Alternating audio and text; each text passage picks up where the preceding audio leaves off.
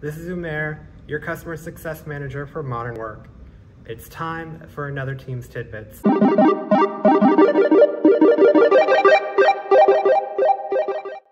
Data, data, data. We all want meaningful data from Power BI. But did you know you can use Power BI in Microsoft Teams? You can use it in your chat, you can use it as an app, and you can use it in your channels and meetings. Let's take a look at Power BI in Teams. Power BI in Teams is very easy to use. First, you can go into the App Store and pin Power BI by searching for it. Once you've pinned Power BI, you now have access to the familiar format of your reports. So you can go ahead and click on a report and get a full view into your report just like you would in Power BI. But since this is in Teams, you can use handy features like chat to share this report easily with one of your colleagues, like Alex here.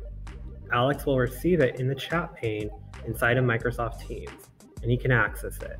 You can also put Power BI right inside a channel to collaborate with all your colleagues.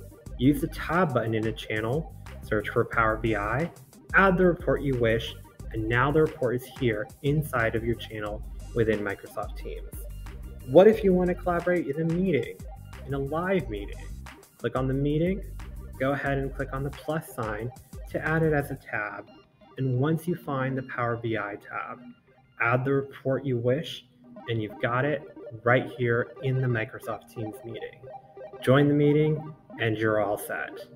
That is how easy it is to use Power BI inside of Microsoft Teams.